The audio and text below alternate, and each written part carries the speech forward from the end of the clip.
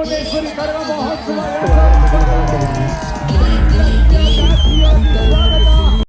ಚಾಮುಂಡೇಶ್ವರಿ ಕರಗ ಮಹೋತ್ಸವ ನೋಡ್ತಾ ಇರ್ಬೋದು. ರಾಮನಗರದಲ್ಲಿ ಗಿಲ್ಲಿ ನಟ ಸೂಪರ್ ಆಗಿ ಮಿಂಚ್ತಾ ಇದ್ದಾರೆ, ಎಂಟ್ರಿ ಕೊಟ್ಟಿದ್ದಾರೆ. ಗಿಲ್ಲಿ ಬರೋದು ರಾತ್ರಿ ಆಯ್ತು, ಅಂದ್ರೆ ರಾತ್ರಿ ಅವರು ಸ್ಟೇಜ್ ಮೇಲೆ ಬಂದ್ರು. ಯಾಕಂದ್ರೆ ಬೇರೆ ಬೇರೆ ಕಾರ್ಯಕ್ರಮಗಳಿತ್ತು, ಮತ್ತೆ ರಾಜಕೀಯದವರು ಡಿ ಕೆ ಶಿವಕುಮಾರ್ ಅವರು ಎಲ್ಲರೂ ಕೂಡ ಬಂದು ಮಾತನಾಡೋದಿತ್ತು. ಸೊ ಹೀಗಾಗಿ ಸುಮಾರು 11:15 ಮೇಲೆ ಏನು ಡಿ ಕೆ ಅವರೆಲ್ಲರೂ ಕೂಡ ಮಾತನಾಡಿದ್ಮೇಲೆ ಗಿಲ್ಲಿ ನಟ ವೇದಿಕೆ ಮೇಲೆ ಹಚ್ತಾರೆ. ಗಿಲ್ಲಿಯ ಕ್ರೇಜ್ ಆಗ್ಲೂ ಕೂಡ ಗಿಲ್ಲಿಗೋಸ್ಕರನೇ ಜನರು ತುಂಬಾ ಜನ ಕಾಯ್ತಾ ಇದ್ರು.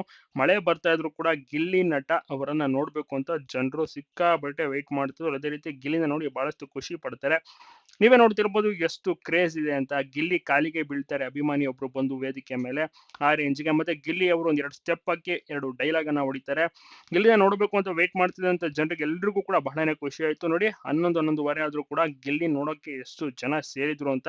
ಇದು ನಿಜವಾದ ಗಿಲ್ಲಿ ಕ್ರೇಜ್ ಅಲ್ವಾ. ಇದೇ ರೀತಿ ಗಿಲ್ಲಿ ಕ್ರೇಜ್ ಅಂತೂ ಸಾಕ್ತಾನೆ ಇದೆ, ಕಡಿಮೆ ಅಂತೂ ಆಗ್ತಾ ಇಲ್ಲ. ಬಿಗ್ ಬಾಸ್ ಸೀಸನ್ 12 ವಿನ್ನರ್ ಆಗಿ ಸುಮಾರು 7-8 ತಿಂಗಳಾದ್ರೂ ಕೂಡ ಗಿಲ್ಲಿ ಕ್ರೇಜ್ ಅಂತೂ ಕಡಿಮೆ ಆಗಿಲ್ಲ, ಜಾಸ್ತಿ ಆಗ್ತಾನೆ ಇದೆ. ನೆಕ್ಸ್ಟ್ ಲೆವೆಲ್ ಇದೆ.